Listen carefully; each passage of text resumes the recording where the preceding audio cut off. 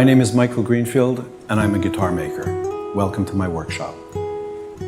My clients are discerning artists, collectors, and those who demand the very best. They consult with me to address their musical needs and select options and features in order for me to create personalized musical instruments and works of functional art. This documentary captures the journey, my process, and the actual work in progress, glue smudges, ebony dust, and all. What you're about to see took place over a period of 4 to 5 months.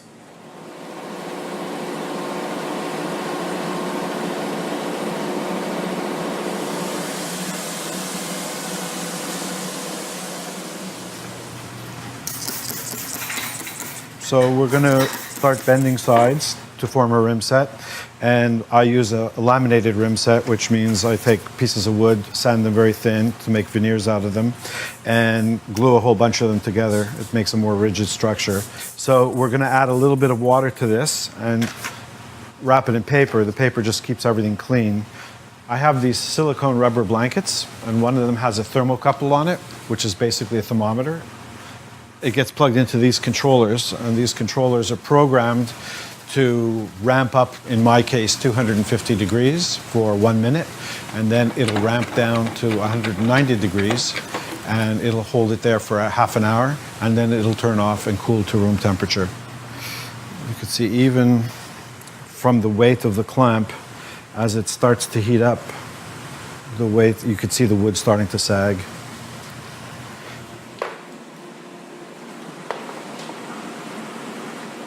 The heat will kind of plasticize the natural resins that occur in the wood and allow it to bend. Then once it cools off again to room temperature, those resins will re-solidify and hold the piece in place. Yeah, I just sit and watch the numbers and smell the wood. It's been a few hours, everything is cooled to room temperature. You can see some of the resin that's come out of it.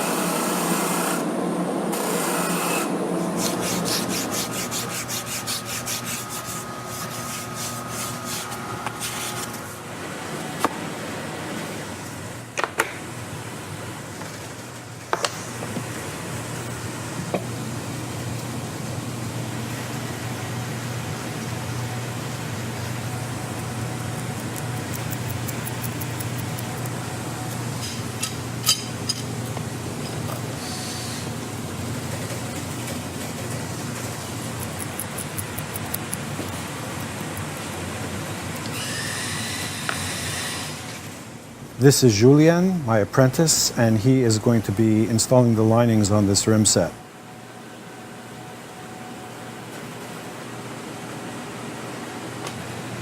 The linings are these little bendy pieces of wood that get glued to the sides of the laminated rim set to increase the gluing surface so that the top and the back later on will have more to stick to.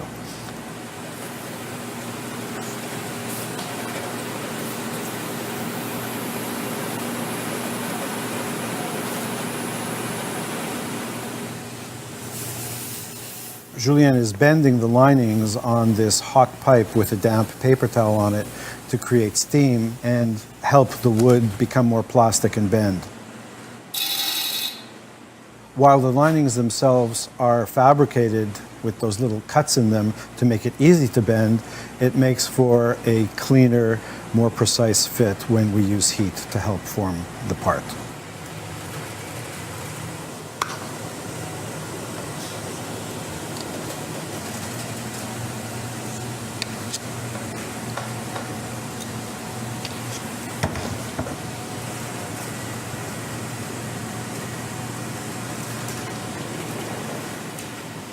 So this is a really beautiful set of moon harvested alpine spruce. So what they do is they'll fell a tree, and they'll find the straightest, most beautiful part of the log, split that part of the log in half and split it into quarters and then wedges. They orient that on the saw so that all of the grain is vertical. These consecutive slices are opened up like a book, which is referred to as book matching. So these two consecutive slices, which were numbered by the sawyer, make up one guitar top. That's pretty common. It's very stiff and light. It makes for great guitars. I mean, you can hear it already. It's making music all by itself.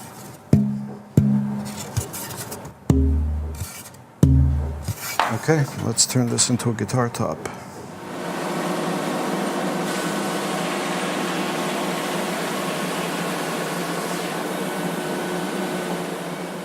So we've just cleaned this up. It's easier for me to see what's going on and work with it. This is what we refer to as a pitch pocket. This is the natural resin that occurs in the spruce. I have it on this side as well. So I want to make sure that this falls outside of the guitar outline. This is absolutely not a problem. It's completely outside of the line of the guitar. And this one is also outside of the outline of the guitar. So I'm good. If this pitch pocket occurred somewhere else in the set of wood, I would have had to reject it, which is unfortunate, but that's just the way it goes. Let's take a little hot hide glue.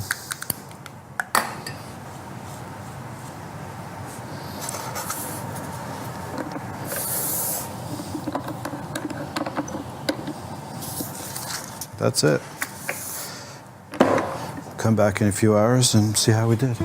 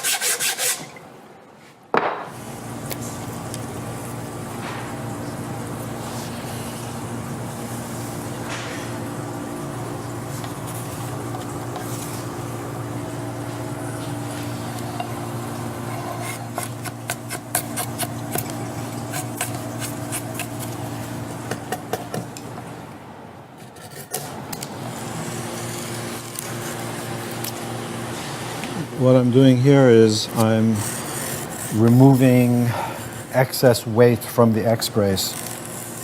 By retaining the height, the full height of the brace, I keep much of its structural integrity, and by pyramiding it toward the top, I'm removing, I don't know what percentage, but quite a bit of its weight. So it makes for a strong and light brace. It's all about making a responsive guitar. I remove mass to get the system as efficient as possible, but without going too far, which will result in a weak voice or at worst, structural failure.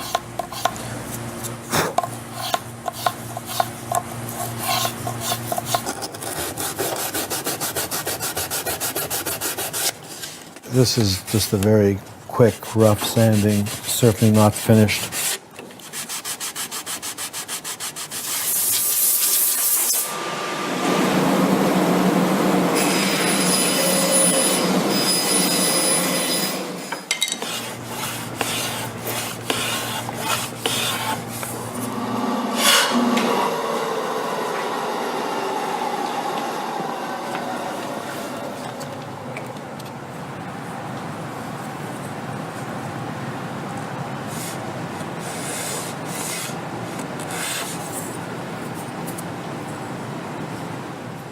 So this is hide glue, animal glue. It's gelatin. I'm going to put this on to heat up now, and it'll be ready in about 10 minutes.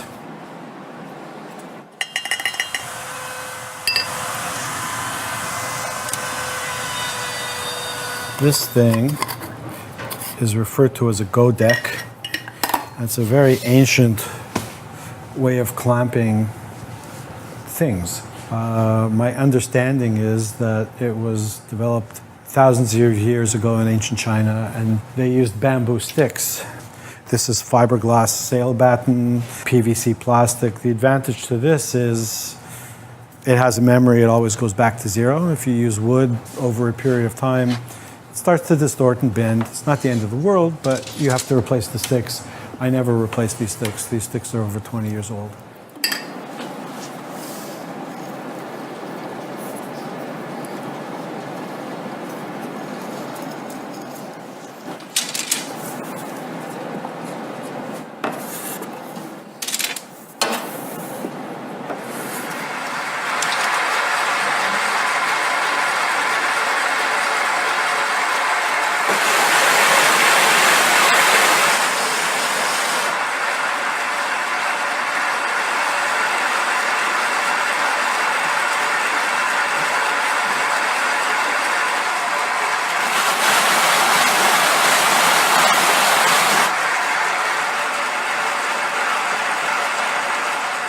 So I'm going to sign the soundboard. I sign every single one. This one is going to one of my agents in Europe. So it's just a generic signature. So this is what happens. It's the 5th month of 2016. And now we're going to put it on the guitar. You know, the challenge is to keep, as with everything else in the guitar, the inside of the guitar as clean as possible. So it's like getting the perfect amount of glue on so you don't have a lot of squeeze out to clean up, but so that the guitar stays together and doesn't fall apart.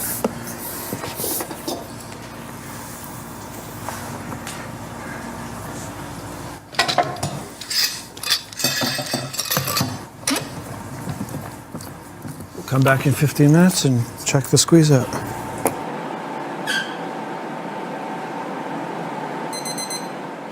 Now is the time where the glue is still soft enough.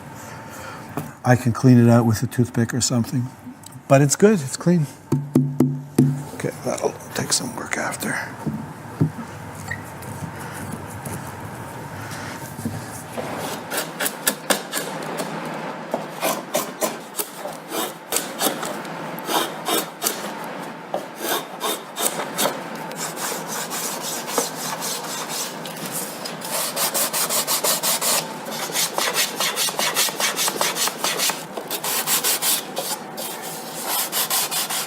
This one is number 268. I use handmade paper because it's a handmade guitar. Why not use handmade paper? And make them ourselves. There it is, One Greenfield Guitars label. Let's go glue it on.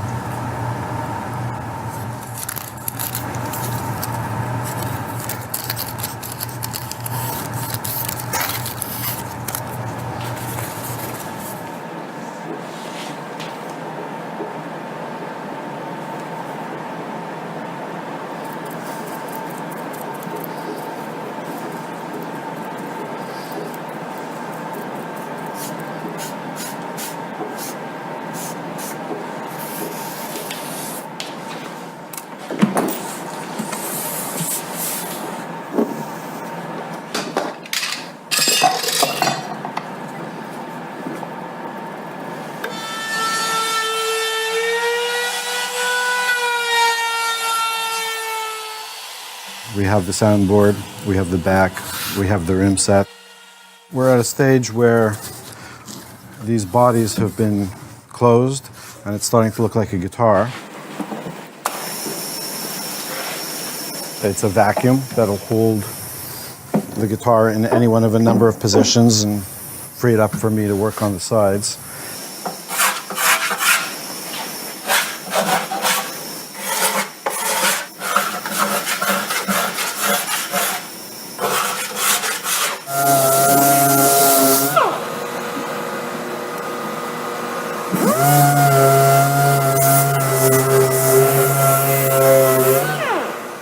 So this is ready for the next step. I'm going to check for flatness and round. This is just the remnants of that glue that we used to make the rim sets earlier when we were laminating.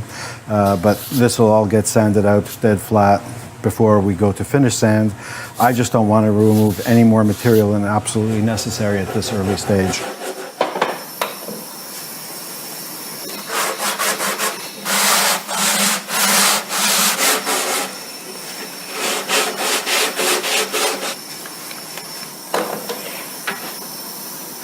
This is a piece of Honduran mahogany. I bought enough of it, hopefully for the rest of my career, which would be awesome because it's getting exceedingly difficult to find in general and of this quality and size in specific. Just to give you an idea, the ceilings in this workshop are 12 feet tall and these boards were 17 feet long. You just don't find lumber these sizes that frequently anymore. Here's a piece that was sawn out of one of those boards and prepared closer to the size that I need to make necks. And the other material has been used to make internal blocks, other various structures. This is just a little universal template I made, and it accommodates all of my various neck lengths that I use in the making of the guitars. So I'm just going to lay this out on the board, and we'll take it over to the bandsaw. Mahogany is a reasonably light and incredibly stable wood, which is what makes it such a great neck wood. I'm cutting this out, and this is going to sit on a shelf for probably a year to 18 months. Even though this wood is very old and it's already been in my shop for several years, every time you cut wood, you release internal stresses and tensions, and the wood will move. So when I build my necks, it's usually over a period of many months and sometimes years.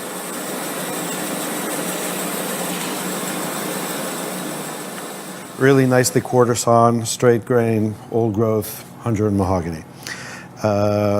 Step one is we're going to true this surface up, which is eventually where the fingerboard is going to get glued on. And it's this ongoing process of making things flat and straight and letting it move and releasing stresses.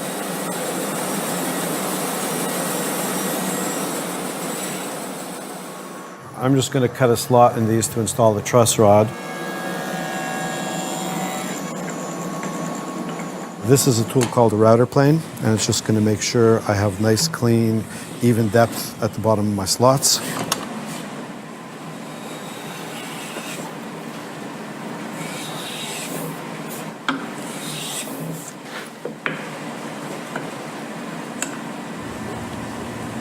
That's good. I'm going to establish the geometry for the neck.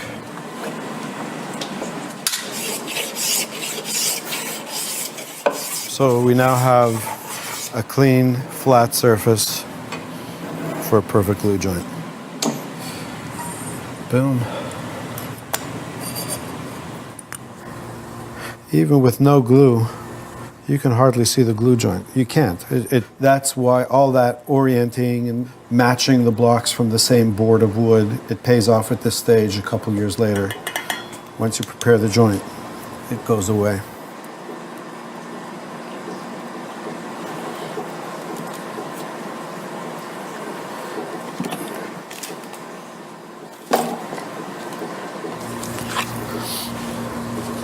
Just clean up the squeeze out and we're done. Okay, we're going to cut a fingerboard. This is my old table saw that has been relegated to this one task at this point. This is a fixture I made about 25 years ago. Another one of my temporary fixtures that just works fine, so I'm still using it. Here's a piece of ebony. This comes from Cameroon. It's been brought to thickness for one of my concert classical guitars, Model C1. These are fret slotting templates that are available at various Lutherie supply stores.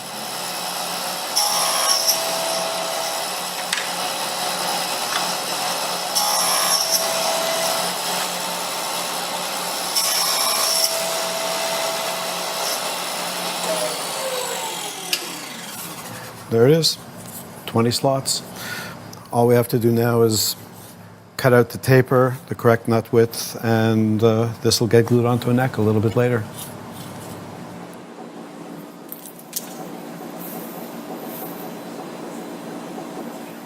Julien is now installing the purflings. These are a composite laminate of wood veneers that have been dyed and sliced into thin strips. They're for aesthetic purposes only.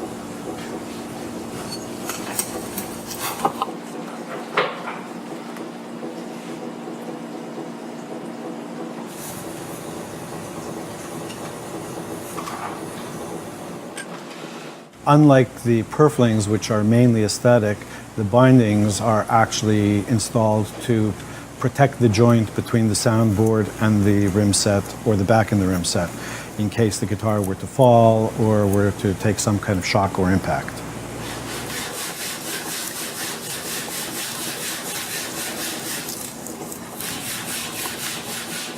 So what this contraption is doing is it's establishing the geometry between the neck and the body in three planes. In the vertical, off the soundboard, which is going to establish the playability and the string height. Left to right on the center line, which speaks for itself. And also to make sure that the neck goes down parallel to the top. You know, you don't want the neck askew. Because of the dial indicator and the mechanics of this fixture, I can dial in the neck geometry to within 1/1000th of an inch. So for the player, it's exceptional.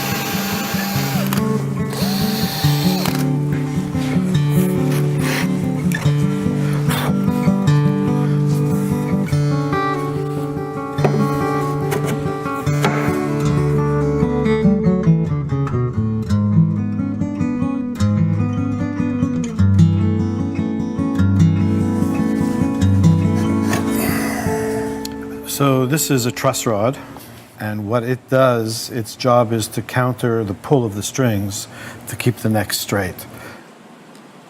So this gets installed up against this little block of wood, which keeps it from moving backwards. And I'm going to put a little mahogany filler strip in on the top, which will help prevent any buzz.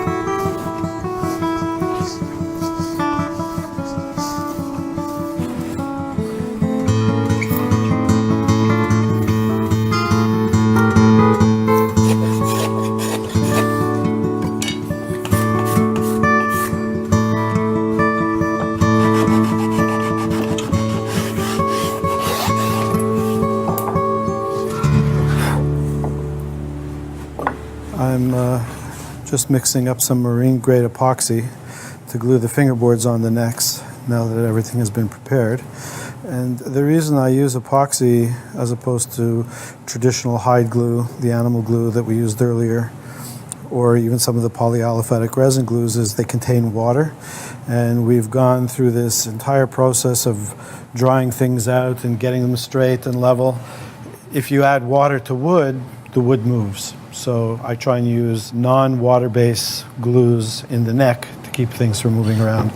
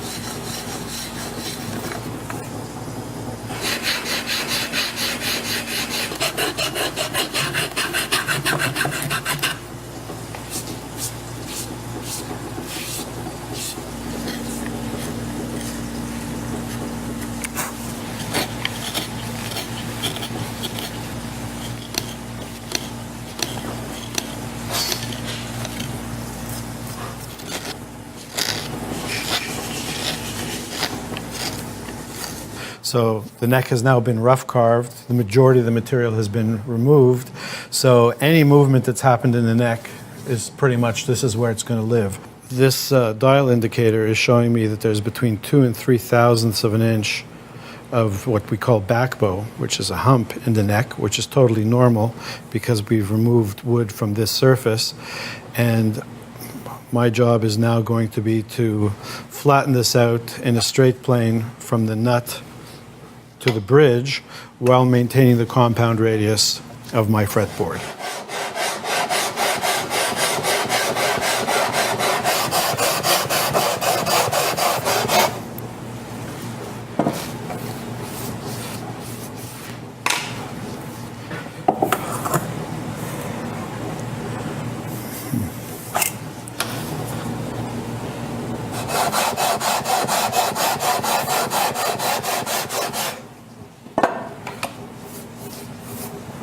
Down here, I'm about minus half a thou.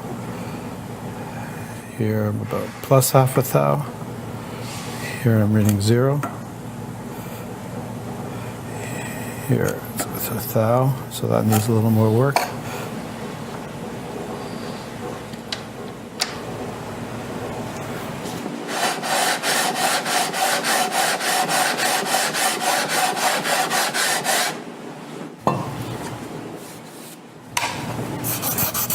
The sandpaper is at a fine enough grit now that it's not really going to change the geometry of the fingerboard or its radius.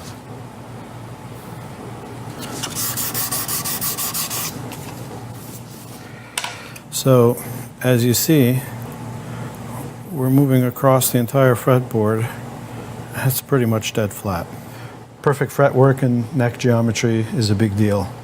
And with hand tools, being able to get it to within 5/10 is more than acceptable. So I buy fret wire in large rolls like this. This particular material comes from Germany. It's really super high quality stuff.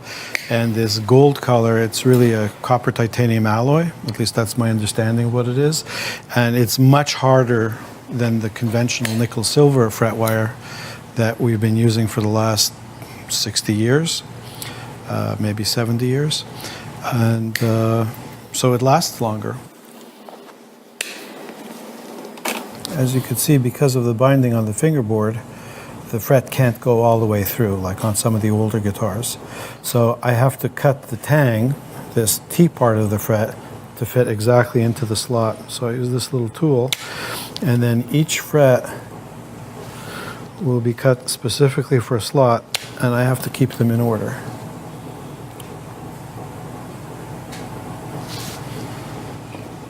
So one side is plastic, one side is brass, both of which are softer than the fret material. So that way, while I'm hammering, I don't deform the frets.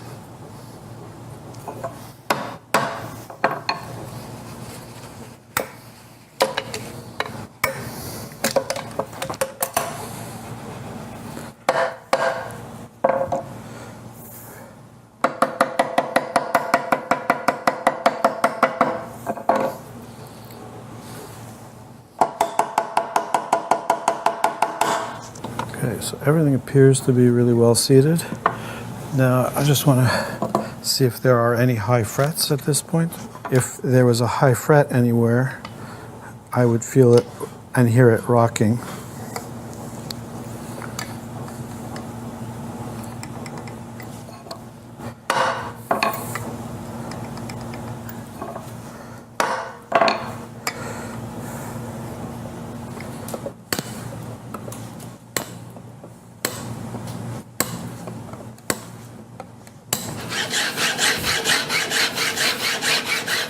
So now that the frets are in this neck, before we finish carving it and do the final fitting of it, I just need to open up what will become the nut slot. So I have this little fixture that I made, and what it does is it's got the correct angle for the angle of the peg head where the tuners go, so that the nut sits in a parallel slot. This little gauge block is the same thickness as my nut. So now I'm making the cut.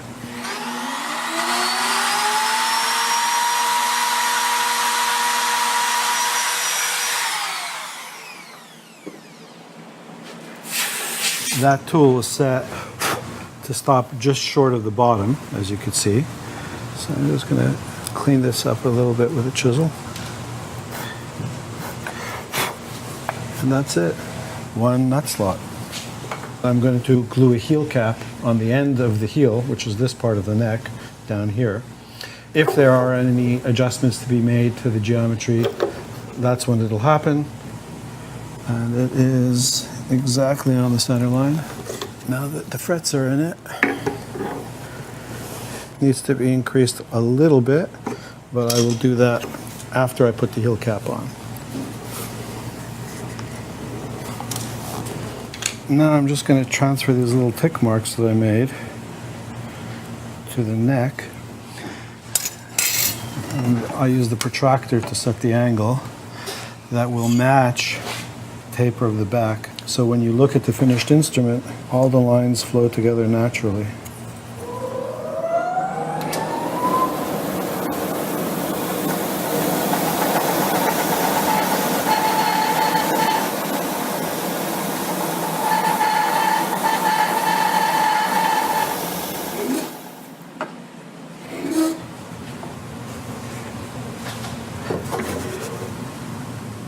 Okay, so I'm just gonna make sure that everything is fitting snug, which it is. Let's put some glue on this.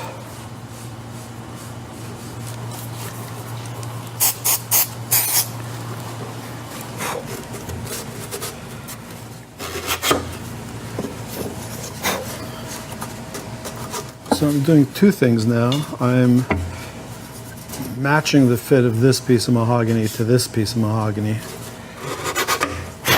So you get a super clean, super sharp line. And by applying pressure on this end, I'm also increasing the pitch of the neck ever so slightly. It doesn't take much. The neck angle is a really big deal.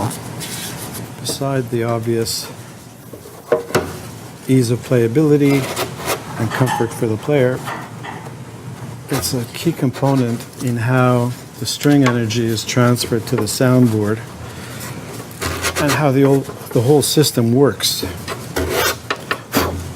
So if you get it right, you have a really comfortable instrument to play that's super responsive.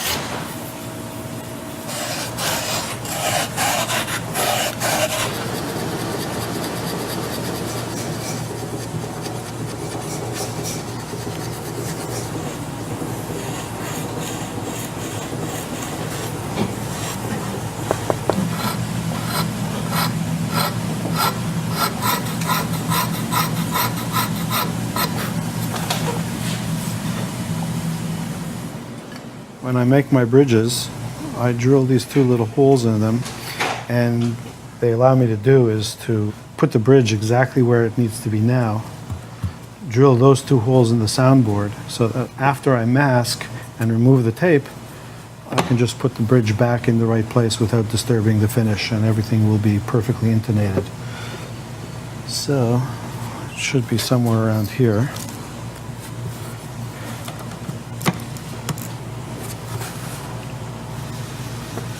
Hopefully it won't move.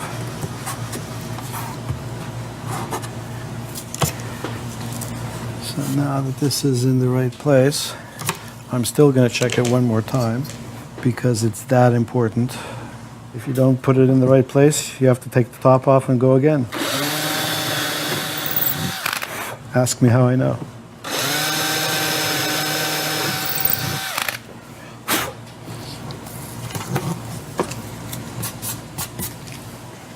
We're basically at finish sanding now.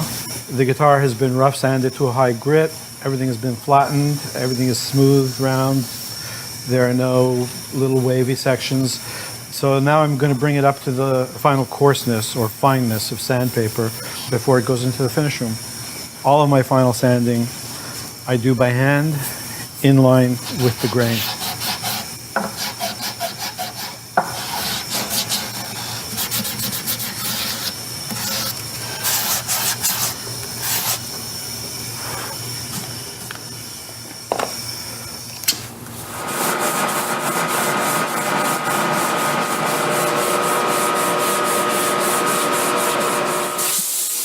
I'm just going to mask off the area of the soundboard where the bridge is going to sit, and where the fingerboard is going to get glued down, because you need to glue to wood. You can't glue to finish.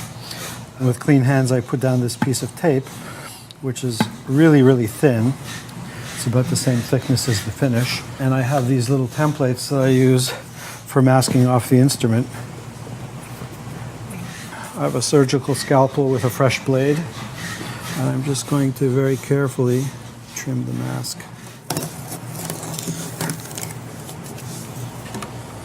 Okay, so this guitar has had its first session of finish applied to it. It's what we refer to as the base coat. So most of this finish is going to get sanded off, and right now everything is shiny, and you'll see as we sand it, the shiny goes away, but sometimes you'll see little shiny spots, and the shiny spot represents a low area in the finish.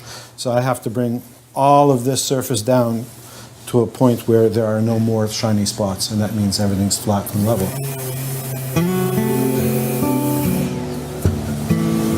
See, I don't know if you can see, there's like still a little shiny spot, so that's a low spot.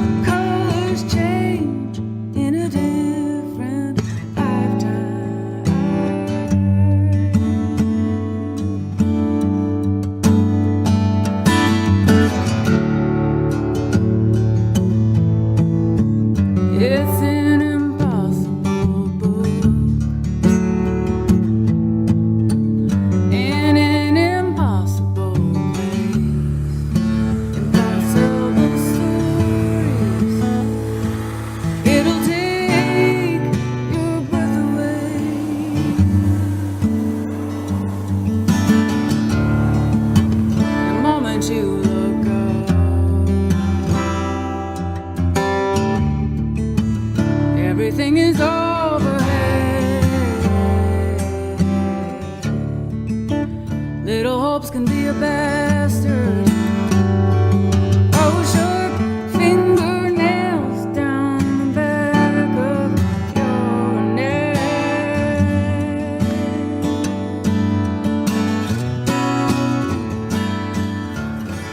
We're going to take off all the masking tape we put on a few weeks ago before this went into finish, so that we re-expose the wood and I have a good surface to glue to.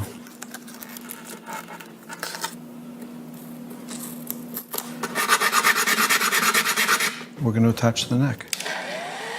It doesn't have to be hot. You just want to take the chill off of it so that the glue doesn't gel before I'm ready.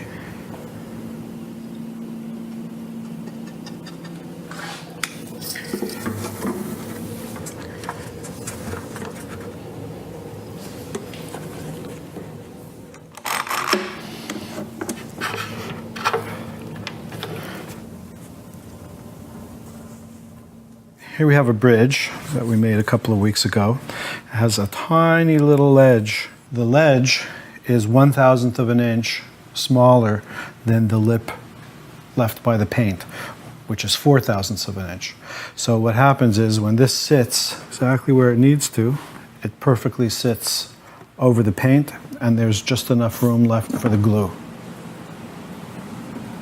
So here I have a couple little wooden dowels that are exactly the right size to fit in here, and this will keep everything aligned during clamping. I'm going to heat up the parts, apply some hide glue, clamp it in place.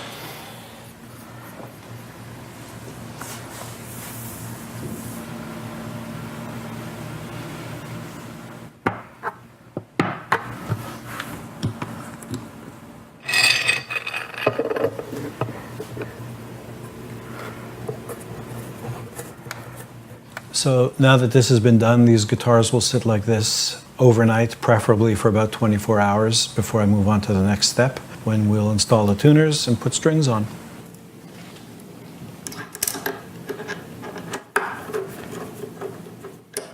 We're going to fit the nut and saddle to this guitar. This here is the saddle blank. It's just a rectangular piece of cow bone. I've taken that blank and I've brought it to the correct thickness and shaped the ends so that it fits precisely in the slot. And as you can hear, it's a very tight fit. So the first thing I'm going to do is I'm going to establish a radius at the top of this that's going to match the radius of the fretboard. I'm just going to check the bottom of the saddle for flatness and square because it's really important that I make good contact. There's a good fit. That's a good starting point. This is an old guitar maker's trick. You take a half pencil, and that's going to tell me where I need to be height-wise.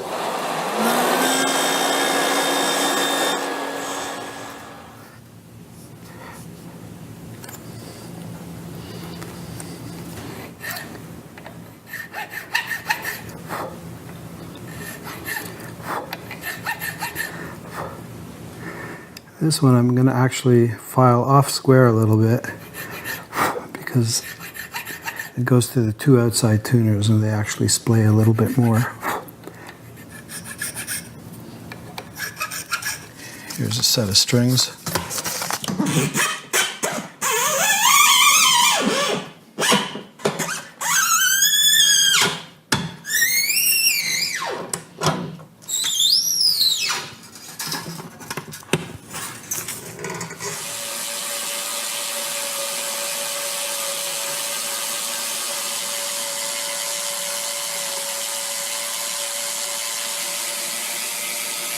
Because everything I do is custom, the string spacings change from guitar to guitar.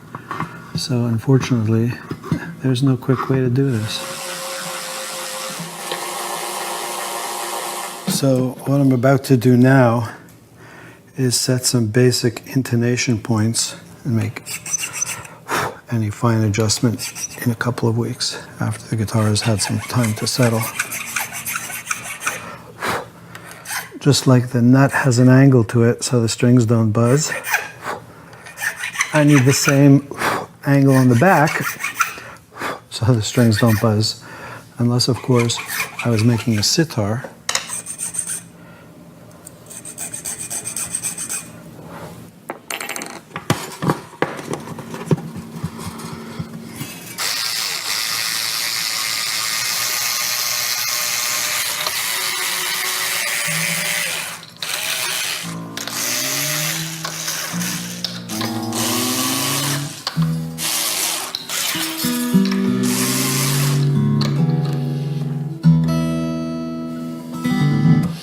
Okay, so at this stage, everything is very oversized. Nothing is very refined. It's just some basic measurements to get me in the ballpark. 2 weeks from now, I'm going to dress the frets, leveling of the frets, recrowning them and shaping them if it needs to be. I'll set the intonation at that point in time. But right now, I just want to get this guitar to a state where it can get used to being a guitar, because right now it still thinks it's a tree.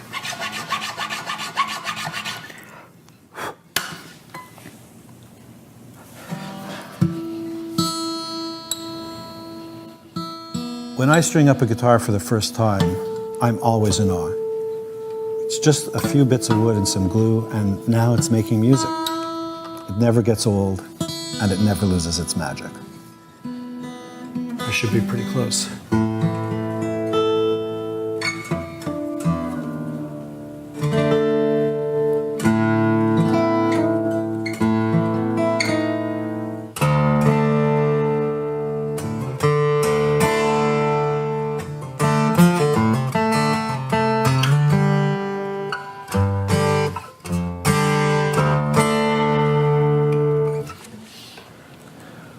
Okay, so it's been a couple of weeks since you were here last. These guitars have been strung to pitch and they're ready to be adjusted, their final adjustment and final setup.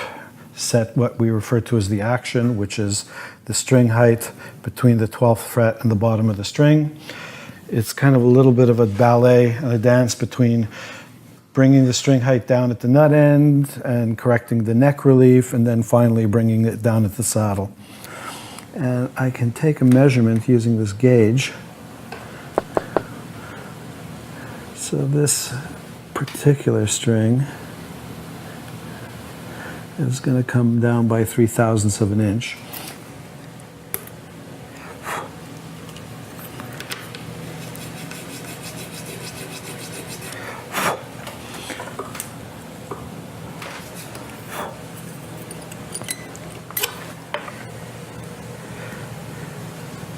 I'm chasing a little bit less at this point than the thickness of a piece of paper. Okay, the next step in the process is to check the intonation of the guitar. I have this strobe tuner that I've had for 20-something years, a long time, but it's super accurate. This one is right on.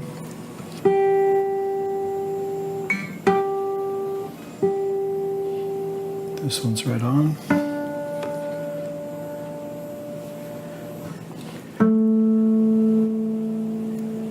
It's really close. I'll tweak it.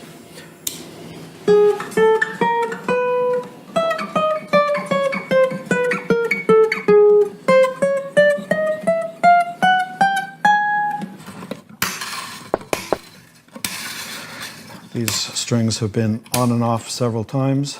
This guitar is now ready to have the frets dressed. This is a single cut metal file with the same radius to it as the top of the fret. Perfect intonation happens when the string touches the top dead center. That's as much as we've removed.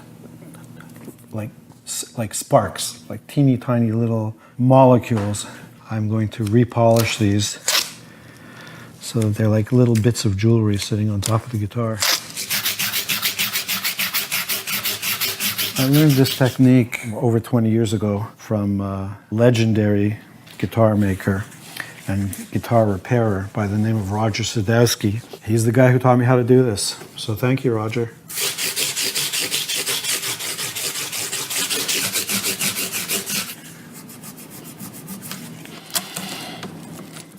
I'm going to be adding a little bit of a treatment and protector to the fingerboard now that the frets have been polished. This will help seal and nourish the ebony without making it gummy or sticky. I fabricate these little mahogany plates. They fit over the bolts that hold the neck on. It's just a little aesthetic touch rather than leaving exposed bolts.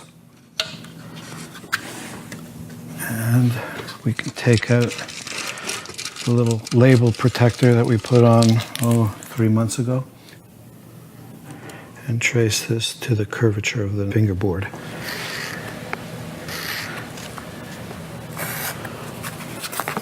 Flip over to a finer grit. Right now, I'm just shaping the edges of the nut for two reasons. One is aesthetic, but more important, it gets rid of the sharp edge so the player won't feel it. It's more comfortable. And I'm going to relieve the back edge.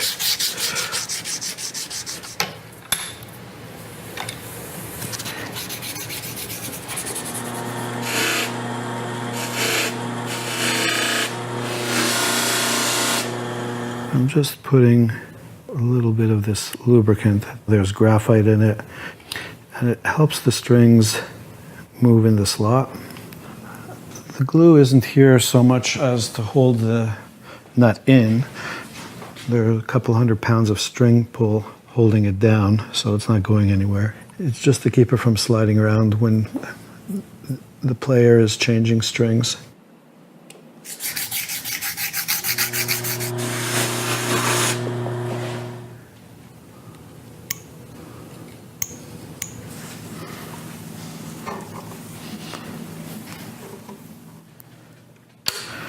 Just put the truss rod cover on.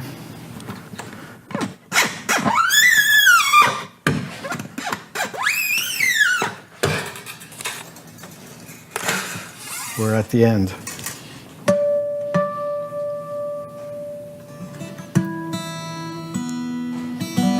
At this stage, there's no more playing, there's no more touching. I'm giving it its final inspection, and once we put it in the case, the next person to touch this guitar will be its new owner. I'm just going to put the packet that contains the documentation for the guitar, certificate of authenticity, warranty information. There's like a care and feeding packet. There's also the key to adjust the truss rod, and there's a little shield for the top of the guitar when you change strings so you don't dent the top. These cases are made in Croatia. They're carbon fiber experts. In my opinion, these are the finest cases in the world, and as you can see, they're fit to my guitars. I send them drawings of each of my instruments, and that's it.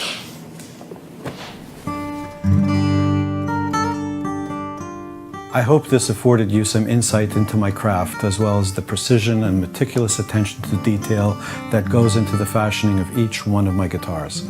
No guitar will ever leave my workbench unless I feel it is the best work I am capable of. More information about my work, how to order, and pricing is available on my website, greenfieldguitars.com. Thank you for watching.